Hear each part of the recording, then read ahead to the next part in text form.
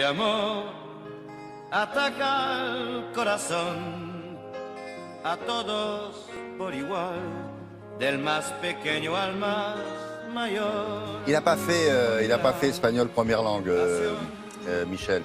El río del amor. El Rio de la mort. El Rio de la mort. Eh oui. Hola, ¿qué tal?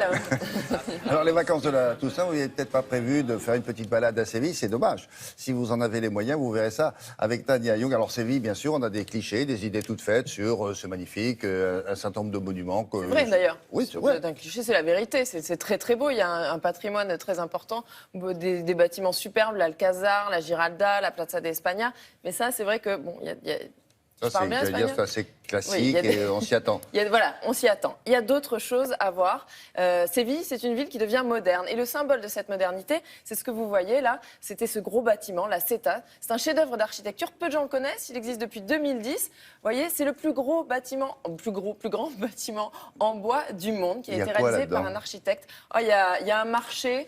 Il y a toute une promenade à l'étage. Au-dessous, il y a un musée. C'est très, très beau. Et tout autour de ce bâtiment, il y a des rues avec des endroits alternatifs où on rencontre des artistes qui ont des ateliers. Les touristes peuvent aller à leur rencontre. C'est vraiment très intéressant. Et puis enfin, ce qu'il faut aller voir aujourd'hui à Séville, c'est les restaurants. Hein, la gastronomie, ça change, ça évolue. Vous allez voir, c'est délicieux. Séville, capitale de l'Andalousie. Et ses immanquables. La Giralda, le Guadalquivir, les églises et leur art baroque tellement typique, la Plaza de España, tant de lieux emblématiques et sublimes que vous devez visiter, sans oublier de vous sustenter de quelques tapas. Mais cela, vous l'avez peut-être déjà fait. Alors, on sort des sentiers battus, c'est parti. Un ovni d'architecture, splendide. Le métropole Parasol s'étend sur 150 mètres de long, à 28 mètres de hauteur. Ce parasol géant est l'emblème de la Séville contemporaine qui se cache au cœur des ruelles de la vieille ville. Et cette Séville, elle se découvre, elle se visite, en particulier dans la rue San Luis. Vous y découvrirez ces ateliers de l'espace de création de Rompemoldes. De jeunes talents ne demandent qu'à vous y accueillir et partager avec vous leur savoir-faire.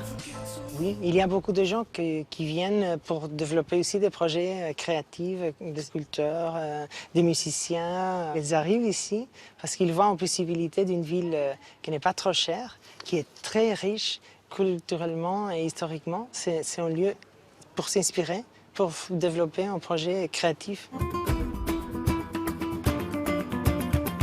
Restons rue San Luis, car ici se dresse fièrement l'église Saint-Louis de Français. Ce bijou d'art baroque est aujourd'hui désacralisé. On ne prie plus ici, on se consacre à l'art et à des événements culturels.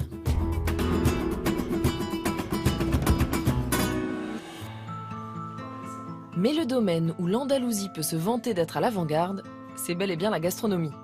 Les chefs espagnols sont aujourd'hui parmi les meilleurs au monde, inspirés et même partageurs. Avec l'un d'entre eux, essayez-vous à des cours de cuisine.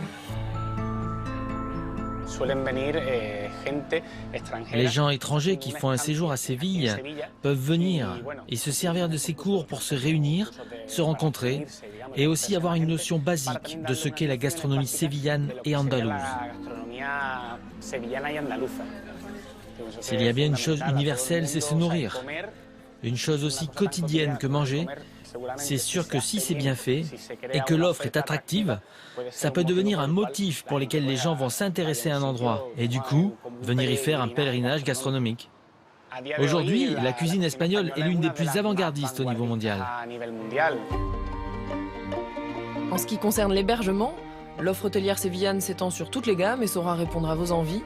Le petit plus, quasiment chaque hôtel vous proposera une terrasse avec une vue imprenable. En plus de son formidable patrimoine culturel et touristique, la ville développe ses industries et ses nouvelles technologies.